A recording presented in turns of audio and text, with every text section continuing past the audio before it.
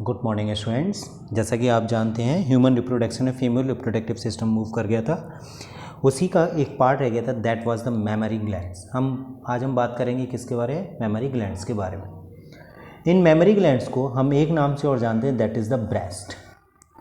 ये breast develop होती है whenever the females attain it's puberty, यानी कि जब फीमेल अपनी प्यूबर्टी स्टेज में आ जाती है तो उसके अंदर उसकी बॉडी पर ब्रेस्ट का डेवलपमेंट स्टार्ट हो जाता है। ये ब्रेस्ट डेवलप होती हैं दो हार्मोन के प्रेजेंस में, एक तो ऑएस्ट्रोजन और एक प्रोगेस्टेरोन। ऑएस्ट्रोजन और प्रोगेस्टेरोन जैसे जैसे इनका लेवल बॉडी में इंक्रीज होता चला जाता है, वैसे वैसे फीमेल के अंदर ब्रेस्ट या मेमोरी ग्लैंड्स का डेवलपमेंट स्टार्ट हो जाता है। ये जो मेमोरी ग्लैंड्स शेप में अगर हम देखें तो राउंडेड होती हैं, पेयर्ड होती हैं, यानी कि एक जोड़ी होती हैं। इनकी जो लोकेशन होती है फीमेल की थोरैक्स की फ्रंट वॉल, जो फ्रंट वॉल होती है, उस फ्रंट वॉल पर जो पेक्टोरल मसल्स होती हैं उन पर प्रेजेंट रहती है। दोबारा से देख लीजिए, फीमेल की जो थोरैक्स है उनकी फ्रंट वॉल की पेक्टोरल मसल्स पर मेमोरी ग्लैंड्स प्रेजेंट रहती हैं। इन अगर मेमोरी ग्लैंड्स की स्ट्रक्चर देखेंगे तो इनके आगे की तरफ एक एरिया होता है, एक पार्ट होता है उभरा हुआ, जिसे हम कहते हैं निप्पल। और इस निप्पल के चारों तरफ एक पिगमेंटेड, इट मीन्स ब्राउन और ब्राउनिश ब्लैक कलर, ब्राउन और ब्राउनिश ब्लैक कलर एक पार्ट होता है जिसे हम कहते हैं एरियोला। ये जो निप्पल होती हैं, इन निप्पल के नीचे की तरफ लैक्टिफेरस डक्ट्स होती हैं, और ये लैक्टिफेरस डक्ट्स एक दूसरे के साथ कंबाइन करके, यानी कि ब्रॉड होकर के किसको फॉर्म करती हैं? लैक्टिफेरस साइनसेस को डेवलप करती हैं। अगर हम इंटरनल देखें तो जो ब्रेस्ट होती है वो ब्रेस्ट अप्रॉक्सीमेट 15 से 20 मेमोरी लोब्स में डिवाइड होती हैं। 15 से 20 लगभग किस में डिवाइड होती है? मेमोरी लोब्स में डिवाइडेड होती हैं। इन मेमोरी लोब्स के अंदर गुच्छे प्रेजेंट होते हैं, क्लस्टर्स प्रेजेंट होते हैं, एल्विलाई जो कि बैलून लाइक स्ट्रक्चर होती है, उसके गुच्छे प्रेजेंट होते हैं। ये एल्विलाई छोटी छोटी मेमोरी ट्यूब्यूल्स के जरिए ओपन होती हैं, और ये मेमोरी ट्यूब्यूल्स एक दूसरे के साथ जुड़ करके मेमोरी डक्ट को बनाती है।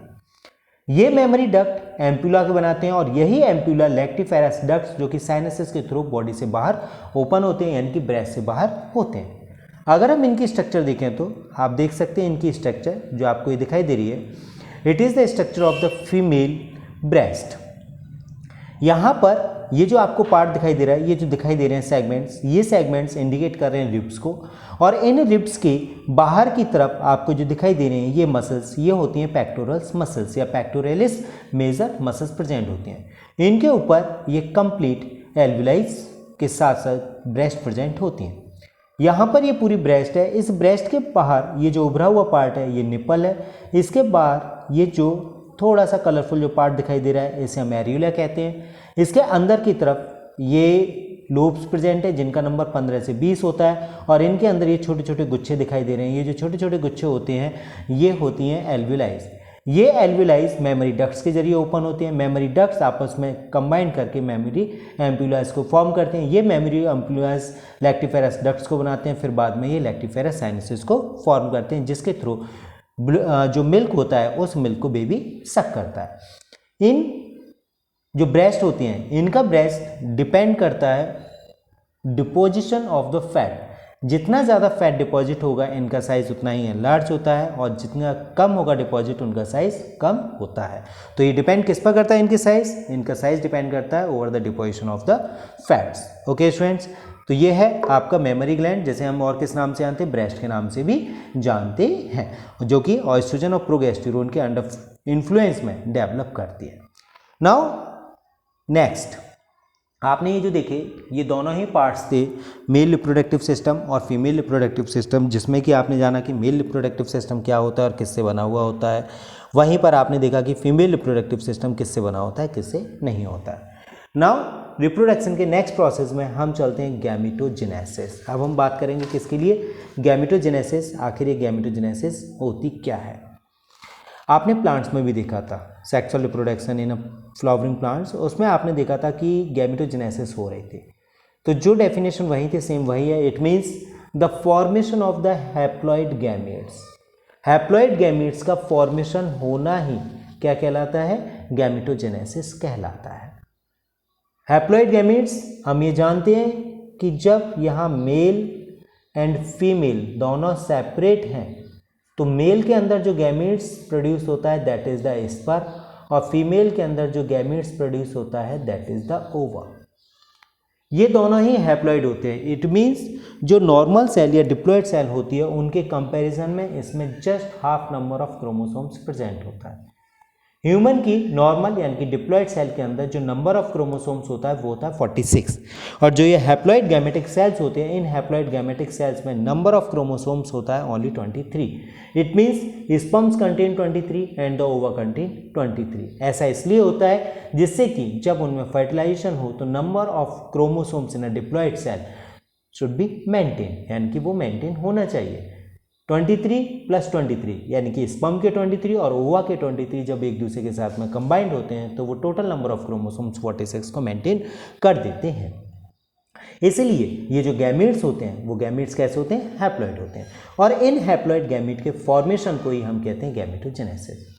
ऑब्वियसली जब गैमेट्स दो तरह के हैं, एक तो स्पर्म है और एक ओवा है, तो ये जो गैमेटोजेनेसिस होती है ये भी दो तरह की होती है। एक तो spermatogenesis and second one is the oogenesis. Spermatogenesis it means the formation of the, ये है फॉर्मेशन ऑफ मेल गैमीट, और वी कैन से स्पर्म, या हम कह सकते हैं कि स्पर्म का फॉर्मेशन होना या मेल गैमीट्स का फॉर्मेशन होना ही क्या कहलाता है? स्पर्मेटोजेनेसिस कहलाता है। वहीं पर अगर हम ओवोजेनेसिस की बात करें तो ओवोजेनेसिस होता है formation of a female gamete, formation of female gamete और ओवा। So now today we will discuss about the spermatogenesis. Spermatogenesis it means formation of a spermatozoa और sperm का बनना या spermatozoa का बनना ही क्या कहलाता है? spermatogenesis कहलाता है। और ये जो स्पर्म्स डेवलप होते हैं ये स्पर्म डेवलप होते हैं PGCs. PGCs it means primordial germ cells. किससे डेवलप होते हैं? प्रीमोर्डियल जर्म सेल से डेवलप होते हैं। और ये जो फॉर्मेशन होता है इट मीन्स स्पर्मेटोजेनेसिस स्टार्ट जो होती है वो होती है प्यूबर्टी से। अप्रॉक्सीमेट मेल के अंदर जो प्यूबर्टी आ जाती है वो प्यूबर्टी आती है अप्रॉक्सीमेट 13 ईयर्स, अप्रॉक्सीमेट 13 ईयर्स, यानी कि किसी में 12 साल भी हो जाती है, 14 भी हो जाती है, तो अप्रॉक्सीमेट माना जाता है कि 13 ईयर्स पर लगभग प्यूबर्टी स्टेज में स्टार्ट कर जाते हैं और उनके अंदर स्पर्मेटोजेनेसिस बनना शुरू हो जाता है। ये जो प्रीमोर्डियल जर्म सेल्स हैं ये प्रेजेंट कहाँ होती हैं? आपको ध्यान हो तो आपने पढ़ा था रिप्रोडक्टिव सिस्टम जिसमें टेस्टिस पढ़ी थी। उन टेस्टिस की जब हमने टीएस कट करके देखी थी तो उसमें हमें दिखाई दे रही थी सेमिनिफेरस ट्यूब्यूल्स। उन सेमिनिफेरस ट्यूब्यूल्स की जो लेयर थी जिसमें आपको दो तरह की सेल्स दिखाई दे रही थी, सर्टोलाई सेल्स और जर्म सेल्स। ये वही जर्म सेल्स होती हैं प्रीमोर्डियल जर्म सेल्स जिनसे कि स्पर्मेटोजोआ का डेवलपमेंट होता है। कंप्लीट स्पर्मेटोजोआ का डेवलपमेंट 4 स्टेजेस में होता है। Number 1 multiplication phase, number 2 growth phase, number 3 maturation phase and number 4 is the differentiation phase. तो कितनी स्टेजेस हैं? 4 multiplication phase, growth phase, maturation phase and the differentiation phase. सबसे पहले हम बात करते हैं मल्टीप्लिकेशन फेज। एक्चुअली में इस स्टेज में क्या होता है कि जो सेमिनिफेरस ट्यूब्यूल्स हैं in the seminiferous tubules, seminiferous tubules, in seminiferous tubules में क्या प्रेजेंट थी? स्पर्मेटोगोनिया, स्पर्मेटोगोनिया प्रेजेंट होती हैं, या जिसे हम कह रहे हैं प्रीमोर्डियल जर्म सेल्स। इन्हीं स्पर्मेटोगोनिया को हम और किस नाम से जानते हैं? एसएमसीज के नाम से भी जानते हैं। SMCs, SMCs it means sperm mother cells, sperm mother cells. ये sperm mother cells regular divide करती हैं। कौन सा डिवीजन करती हैं? माइटोटिक डिवीजन, माइटोटिक डिवीजन, ठीक है। और माइटोटिक डिवीजन करके नेक्स्ट जनरेशन फॉर्म करते हैं किसकी? स्पर्मेटोगोनिया की, स्पर्मेटोगोनिया। ये जो स्पर्मेटोगोनिया ये डिप्लॉयड होती हैं, इधर जो फॉर्मेशन होती हैं ये भी कैसी होती हैं, डिप्लॉयड होती हैं। इसका मतलब है कि मल्टीप्लिकेशन फेज में सबसे पहले सिंपल, जिसे हम कहते हैं सोमेटिक डिवीजन भी कहते हैं, होता है, जिसकी हेल्प से स्पर्मेटोगोनिया 1 से 2 डेवलप होती चली जाती हैं और ये डिवीजन रेगुलरली चलता रहता है। यहाँ पर जैसे ही स्पर्मेटोगोनिया का डेवलपमेंट होता है, अभी स्पर्मेटोगोनिया अपने साइज में एनलार्ज करती है, यानी कि ग्रोथ फेज में एंटर कर जाती है और ग्रोथ फेज में एंटर करने के बाद में ये स्पर्मेटोगोनिया चेंज होती हैं स्पर्मेटोसाइट्स में। स्पर्मेटोसाइट्स, इन स्पर्मेटोसाइट्स में कितना क्रोमोसोम्स होता है, ये डिप्लॉयड होते हैं। डिप्लॉयड होते हैं इसका मतलब है इनमें क्रोमोसोम्स कितने होते हैं, 46 क्रोमोसोम्स प्रेजेंट होते हैं। ठीक है, ये स्पर्मेटोसाइट्स मैच्योर होती हैं और मैच्योर होने के बाद में यानी कि अब ये नेक्स्ट डिवीजन की तरफ रन करती हैं और नेक्स्ट डिवीजन होता है इनके अंदर मियोसिस डिवीजन। नेक्स्ट कौन सा होता है इनके अंदर, meiosis division. It means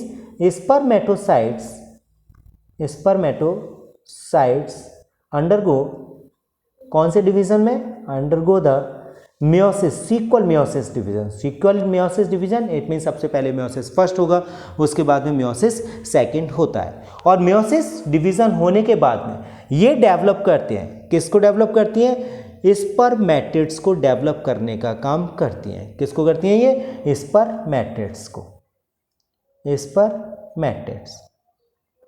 okay, ये स्पर्मेटिड्स अब धीरे धीरे मैच्योर होती हैं और मैच्योर होकर के डिफ्रेंशिएट होती हैं। किस में डिफ्रेंशिएट होती हैं, स्पर्मेटोजोआ, और स्पर्मेटिड से स्पर्मेटोजोआ का डेवलपमेंट होने की जो प्रोसेस होती है that comes under the differentiation phase. It means in this phase spermatids change into spermatozoa. किस में होती हैं ये, स्पर्मेटोजोआ में डेवलप हो जाती हैं। ये जो स्पर्मेटोजोआ है यानी कि कंप्लीटली जिसे हम कहते हैं स्पर्म्स जिसे कह रहे हैं, उस स्पर्म में ही डेवलप होना शुरू हो जाती है। ओके स्टूडेंट्स, तो यहाँ पर हमने देखा कि स्पर्मेटोजेनेसिस और फाइनली 4 स्टेजेस में कंप्लीट होता है, multiplication phase, growth phase, maturation phase and differentiation phase. जो ये फेज स्टार्ट होता है वो सेमनीफेरस ट्यूब्यूल्स में स्टार्ट होता है। सेमनीफेरस ट्यूब्यूल्स में स्पर्मेटोगोनिया प्रेजेंट होते हैं जिन्हें हम SMCs के नाम से भी जानते हैं, स्पर्म मदर सेल्स के नाम से भी जानते हैं। इनमें माइटोटिक डिवीजन होता है और माइटोटिक डिवीजन के बाद में इनसे स्पर्मेटोगोनिया डेवलप होते हैं। ये स्पर्मेटोगोनिया स्पर्मेटोसाइट्स में डेवलप होती हैं और स्पर्मेटोसाइट्स जो होती हैं वो मियोसिस डिवीजन में जाती हैं। किस फेज में, मैचुरेशन फेज में, और स्पर्मेटिड्स को डेवलप करती हैं। और ये spermatids under the differentiation phase they undergo in the spermatozoa और change into a spermatozoa. Spermatozoa finally convert into a sperms, जो कि किस में कन्वर्ट हो जाते हैं, स्पर्म्स में कन्वर्ट हो जाते हैं। Okay students, now next class में हम बात करेंगे कि जो स्पर्म डेवलप होते हैं उन स्पर्म की स्ट्रक्चर कैसी होती है और किस तरह से ये हार्मोन्स के अंडर में चलते हैं जिससे कि एक पर्टिकुलर ड्यूरेशन में ये डेवलप होते हैं। So students, bye.